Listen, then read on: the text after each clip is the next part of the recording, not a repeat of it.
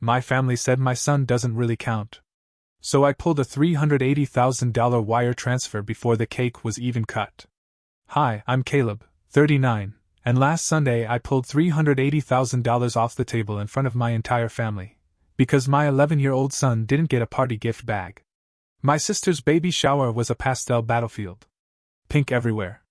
Gold foil balloons that spelled baby girl floated over a dessert table that probably cost more than my first car. My son Noah, all freckles and oversized sneakers, sat at the kids' table gripping the blanket he'd spent 3 weeks crocheting for the baby. A tiny thing, blue and white, stitched carefully with help from our neighbor. Every cousin had a white gift bag labeled Cousin Crew, matching shirts, candy, glitter keychains. Every cousin except Noah. He looked around like he'd missed something. Lifted the table's centerpiece. Checked the floor. Then, with the smallest voice I've ever heard him use, he asked, "Grandma? Did mine get moved?" My mom didn't even glance up from her champagne glass. Just said, "Oh, those were just for the real Cousin Crew, sweetheart. We didn't think you'd be around that much once the baby comes." I felt the air leave my lungs. Like something old and rotten finally dropped out of my ribs. But the room didn't stop. No one gasped. Someone across the hall actually laughed at a joke about pacifiers. And Noah, my careful, gentle, golden-hearted Noah, just nodded. "Okay." And tucked the blanket into his lap like maybe he could disappear inside it. I should have left right then. But I didn't. Instead, I handed my sister a plain white envelope with a $50 Target card and a box of onesies. And then my mom, grinning like she'd been waiting for it, tapped her glass and called for everyone's attention. "In case you missed it," she said too brightly, holding up the shower invite in one hand and my envelope in the other. "We did include a small note on the invitation." She smiled. Tilted her head. "Gifts $5,000 minimum. Some people stepped up beautifully. Others," and here she looked straight at me, "just don't value family." The room froze. And my son? His ears went red. He looked at me, confused and ashamed, like he'd done something wrong again. I smiled. A wide, aching smile I barely held in place. Then I reached into my jacket pocket and pulled out my phone. On the screen, glowing under my thumb, was a pending wire transfer. $380,000. A down payment for my parents' dream house. Their so-called forever home. And I canceled it. With one thumbprint. 20 minutes later, my sister's phone rang. I recognized the ringtone, the one she used for her realtor. Her face turned pale before she even answered. She left the room in a hurry. By the time my mom noticed the shift, Noah and I were already halfway to the door. And I hadn't even said a word yet. 20 minutes earlier, they were crowing over cake pops. Now my sister was in the hallway yelling into her phone, and my mom was scanning the room like someone had tipped her chair without touching it. Monica burst back through the banquet doors mid-sentence. "What do you mean he withdrew?" she snapped, not even trying to lower her voice. "He can't just, no. That money is for my baby's house. He promised." The air went dead still. Conversations died mid-word. Even the kids went quiet. My mom stood slowly. "What's going on?" she asked, still holding that dumb glass like it was an anchor. Monica looked around, spotted me near the exit, and pointed like I was a cartoon villain. Darryl canceled the down payment. He backed out of the house. Every head turned to me. Some curious, some confused. A few, mostly family, already knew. I texted the realtor. Paused the contract. It was official. My mom blinked at me, her voice trembling now. "That was our retirement. That was our home, Darryl. You promised us that." I nodded. "I did." She waited. Everyone waited. Then I added quietly, "And then today, you stood in front of my son and used me as an example of someone who doesn't value family. Because I brought a $50 gift card instead of a $380,000 down payment disguised as a baby present." Someone in the back murmured, "Jesus." And before that, I continued, turning toward the kids' table, "You made sure every real cousin got a gift bag, except for the one child here who crocheted a blanket for this baby. With his own hands." My mom's face turned that blotchy shade of red I hadn't seen since the day I refused to co-sign Ethan's business loan. "It was a misunderstanding," she said. "A simple oversight." "No," I said. "It wasn't. It's just the first time you did it loud enough for everyone else to hear." I picked up my coat. Looked at my son, still clutching the blanket. Noah, I said gently. You ready to go? He nodded fast. Stood up so quickly his chair tipped backward. As we walked toward the door, my mother called out after us. You're blowing up this family over a gift bag. I turned. No, I said. I'm just not buying you a house you don't deserve. We left. Outside, Noah didn't speak for the first 10 minutes. Just stared at his hands in his lap. Then he whispered, Grandma's mad at you, huh? I kept my voice calm. Yeah. She is. Because of me? That one hit harder than any of their speeches. No, I said. Because of her. Because she forgot how to treat you. That's on her. Not you. He didn't say anything, just leaned his head against the window. And I knew I'd made the right choice. That night, after Noah was asleep, blanket folded neatly at the end of his bed like a peace offering no one asked for, I sat at the kitchen table staring at my phone. There were already 9 missed calls. 3 from Monica. 2 from Dad. 1 from my mom that left a voicemail she probably thought sounded calm, but came off like a corporate HR warning. Then the text messages started. From Mom. You embarrass your sister in front of everyone. She's pregnant, Daryl. She needs support, not cruelty. From Dad, rare and short. Grow up. You made a commitment. Men keep their word. From Monica. How dare you use the house to punish us? You don't get to yank it away because you're mad for 5 minutes. I muted the thread. At 2:14 a.m., I finally opened my laptop and typed a message to the realtor. Tanya, please consider this formal notice of my decision to withdraw from the offer on 72 Fairway. As discussed, this falls within the inspection contingency. Thank you for your professionalism throughout the process. Send. Final. No drama. The next morning, Noah was still sleeping when I opened the front door and found a gift bag on the knob. White tissue. Gold script. Cousin Crew. The tag just said, Noah?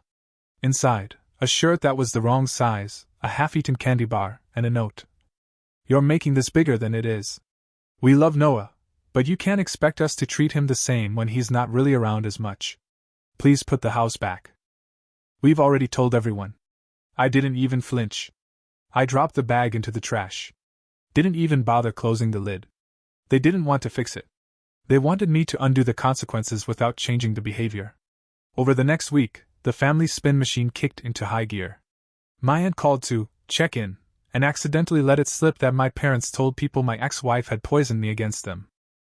Monica posted vague Instagram stories about toxic relatives and money manipulators. Jason, my younger brother, the only one who ever calls things straight, came over with a pizza and sat on my couch with a sigh. You know they lost their earnest money when you pulled out, right? He said. I nodded. Tanya said I'd cover it. Offered. They told her they'd sue me. Jason snorted. Yeah. That sounds about right. Then he looked at me, really looked at me, and said something I'll never forget. For what it's worth, I'm proud of you. I've been watching them treat Noah like a visitor for years. I should have said something sooner. I didn't know what to say. But when Noah came in with his switch and Jason said, Let's go, kid. I'm ready to get destroyed. And Noah lit up for the first time in days. That said more than enough. The house on Fairway went under contract 2 weeks later. Not to my parents. Tanya texted me a photo, a young couple in their early 30s, smiling on the porch with their toddler between them and a sold sign in the yard. They looked like hope. They looked like people who would appreciate the view.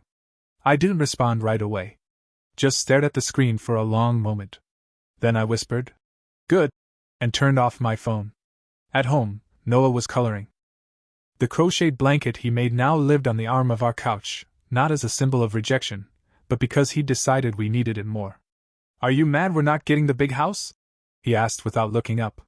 No, I said honestly. I think we're exactly where we're supposed to be. He nodded like he already knew that. That weekend, Jason came by again, this time with his 2 kids and a grocery bag full of snacks. We're hijacking your Saturday, he said, dumping chips on the kitchen counter. The cousins insisted. Noah blinked. Then Jason's daughter handed him a folded piece of paper, hand-drawn, crayon-colored, with crooked bubble letters that read, Official Cousin Crew. No grandma approval needed. Every kid had signed it. Even the youngest, who could barely write. Noah's in charge of the secret handshake. she said. I don't think I've ever seen my son smile that wide. We spent the afternoon dragging chairs into the living room, balancing pizza boxes on the coffee table, playing a 4-kid version of charades that ended in total chaos and a hallway Nerf war. I left 2 empty chairs at the end of the table, more out of habit than hope. But my parents never showed. And for the first time in my life, their absence didn't feel like a hole. It felt like room. Later that night, after the kids left and the house fell quiet again, I passed the kitchen trash can. That old Cousin Crew bag was still there, buried under pizza crusts and junk mail. And for the first time, I didn't feel the urge to dig it out. Not out of guilt. Not out of obligation. They had made their choice. I had finally made mine. The following Monday, my assistant poked her head into my office at the firm. "There's a woman downstairs asking for you. Says she's your mother?" I didn't look up from the file I was reviewing. "Tell her I'm with a client." "I already did," she said. "She says she's not leaving until she talks to you." I sighed. "Do you want security?" I paused just long enough to make her blink. "Yes." Politely. By the time I left that evening, the building was quiet. Security had sent me a short note. "Per your request, guest was asked to leave." She complied. No dramatic exit.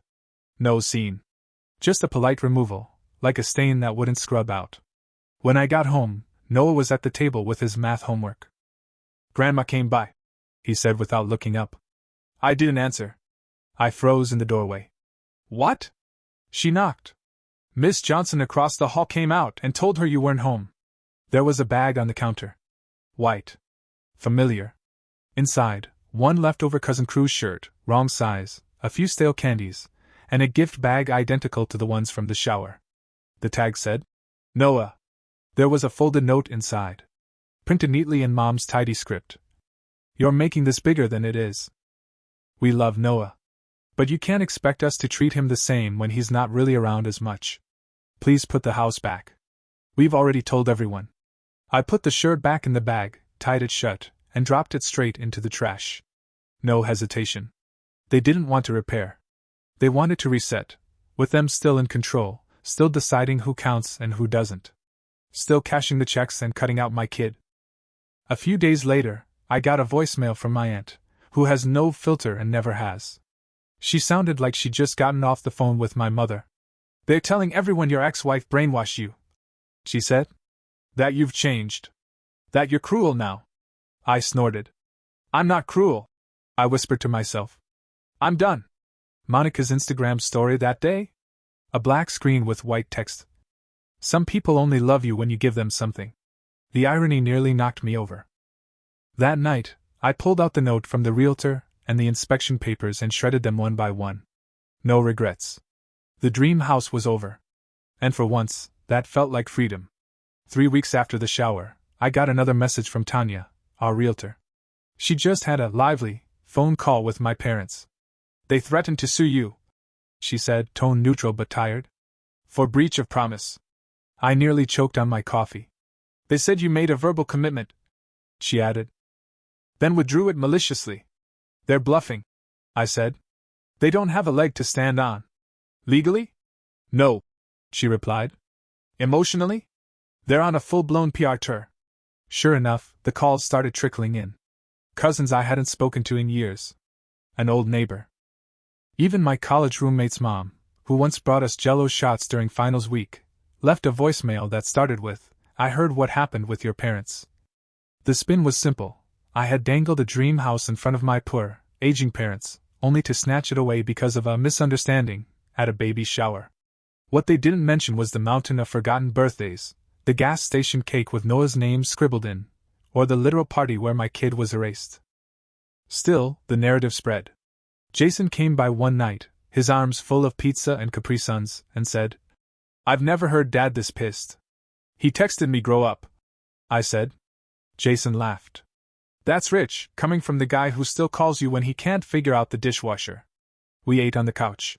Noah beat him 3 times in Mario Kart and then declared a rematch week. Before he left, Jason looked at me and said, "I should have said something a long time ago. About how they treat him." "It's not subtle. It's never been." "You did say something," I replied. "At the shower. You stood next to me."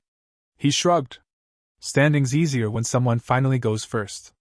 That night, after Noah was asleep, I stared at the mute thread from my family and realized I didn't miss any of them. Not their approval. Not their guilt trips. Not their cheap apologies wrapped in entitlement. The old dream, that if I gave enough, they'd start treating Noah like family, was dead. And thank God for that. The first real moment of peace came on a Saturday I'd once reserved for moving day. The calendar still had it marked, closing, 72 Fairway. My mom's handwriting. Neat, curved loops like a preschool teacher's chalkboard. Instead of hauling furniture into a 5-bedroom craftsman, Noah and I were in his small room painting an accent wall navy blue. He'd picked the color. I'd worried it'd make the room dark. But once it dried, it looked rich. Deep. His. He wore one of my old t-shirts, sleeves dangling past his elbows, and had more paint on his cheek than the wall. Halfway through, he stepped back, roller in hand, and grinned. I think it makes the bookshelves look cooler. They did. We built those shelves together 2 summers ago, one too long screw at a time. The crocheted baby blanket now sat folded on his bed. He'd decided the baby didn't need it anymore. I like it here, he said. I do too. That afternoon, Jason showed up again. This time, both his daughters were in tow, and his oldest handed Noah another card, hand-drawn, bold marker letters that read, Cousin Crew 2.0. Grandma doesn't get to pick this one. I blinked. We made our own club, she said matter-of-factly. Only rule is, no one gets left out.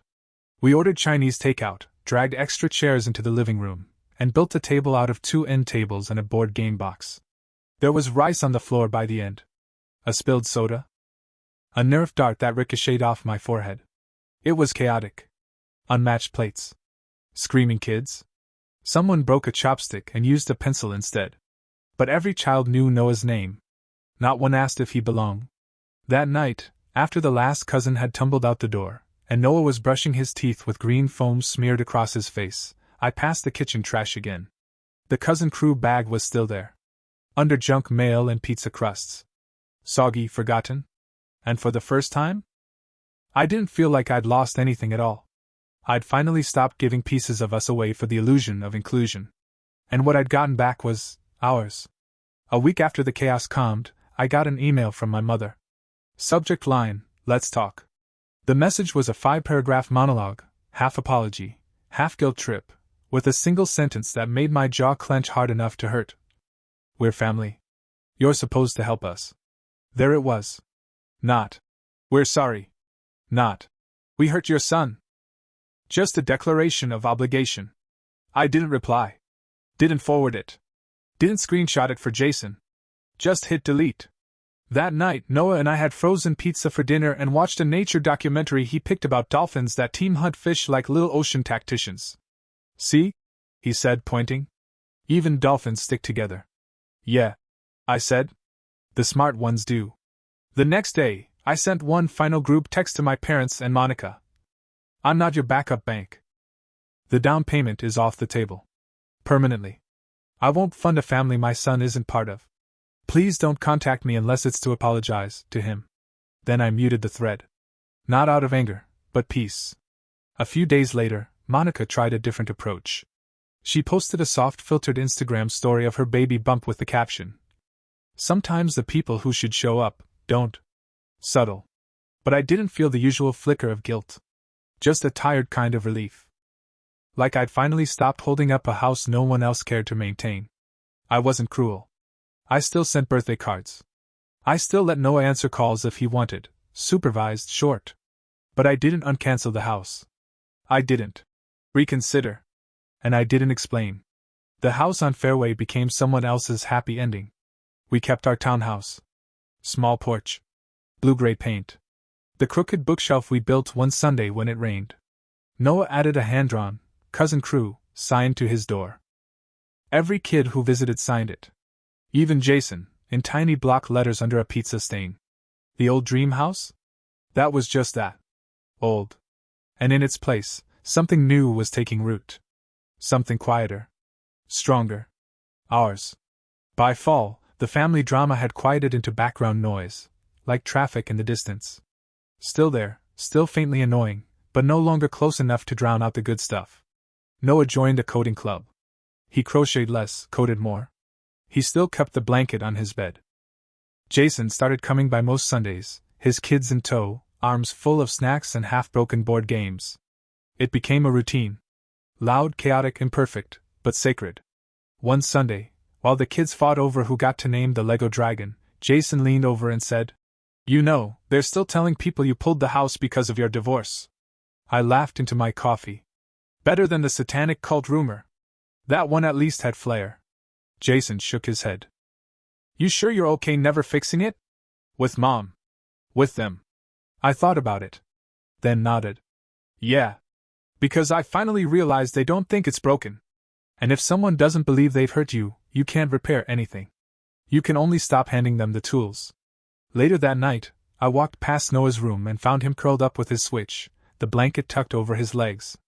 "Hey, kid," I said. "Got school stuff packed?" "Yup." "Need help with your math?" "Nope." Pause. "Do you miss them?" he asked. "Your grandparents?" He nodded. I sat on the edge of the bed. Thought about the right answer. "I miss who they were when I was your age," I said. "Not who they're being now." He seemed to get that. "Do you think they'll say sorry?" I smiled gently. "I think they believe they already did." We didn't talk about it after that. Just sat there, the hum of his game filling the quiet, the kind that doesn't ask for anything. Down the hall, the kitchen trash can still held the last of that shower gift bag. I could see the corner of the cousin's shirt sticking up. I didn't feel a pull toward it. No sting. Just the clarity of a man who finally understood. A family that needs you to shrink your child in order to fit in isn't a family worth building for. Winter came with soft mornings and slower Sundays. Noah convinced me to hang string lights on the porch, even though we both knew I'd curse through every icy zip tie. We drank hot cocoa that tasted vaguely of desperation and discount marshmallows, and for the first time since the shower, he stopped checking the mailbox like he was hoping someone might remember him. They never sent a real apology. Just silence, wrapped in pride. Monica had the baby, a girl, healthy, pink-cheeked, and absolutely none of our business. We weren't invited to the hospital. No announcement text. No photos. We found out from Jason's wife, who saw the post on Facebook. Gold glitter font over a sleeping baby. "Welcome to the world, Mirabelle Joy." Noah saw it too. He just blinked and said, "She looks like Aunt Monica." Then, after a pause, "Do you think she'll get the blanket?" "No," I said honestly. "But that doesn't mean it wasn't a good gift." He nodded. "I might make a new one. Maybe give it to someone who wants it." That's the thing about kids like Noah. They don't stop giving. They just start choosing who deserves it. And me? I stopped giving where love was conditional. I stopped negotiating with people who saw my son as an afterthought and my wallet as an ATM. We didn't move into a bigger house. We didn't upgrade the kitchen. We didn't try to recreate the fantasy. But we built something real. A family of two. And every time Noah laughed without checking the room first. Every time he brought home a crumpled art project and taped it to the wall like it was the Louvre. I knew we were winning. Not loudly. But completely. The week before Christmas, a small box arrived at our door. No return address. Inside was a porcelain baby rattle, pale pink, with a card. "Hope to see you both soon." Noah picked it up, turned it over once, then handed it to me. "You can toss it," he said. "We already have everything we need." I did. The tree in our living room leaned slightly to the left. Half the ornaments were Nerf bullets repurposed as decorations. Noah had wrapped a gift for me in a grocery bag, labeled in Sharpie, "To Dad. Best one." He grinned as he placed it under the tree. "You didn't even shake it," he said. "I don't have to," I replied. "I already know it's perfect." He curled up on the couch, blanket over his lap, and added, "Next year, let's make new traditions. Just us." I nodded. We already were. On New Year's Eve, Noah and I stood outside on our tiny porch, wrapped in mismatched scarves, watching the neighbors' fireworks through the trees. He leaned against me, warm and quiet, his blanket draped over his shoulders like a cape. "Do you think things will ever go back to normal?" he asked. I didn't answer right away. Just listened to the soft pop of distant color in the sky. "No," I said. "But I think we're making something better than normal." He nodded like that made sense. Then he reached into his pocket and pulled out a folded paper, a new, cousin Crew certificate he made himself, this time with just 2 names on it, Noah and Dad. Guess we're the founding members now, he said. I smiled and hugged him close. No gold balloons. No grand speeches. Just 2 people under a quiet sky, building a life where no one ever has to wonder if they belong. And that was the real dream house.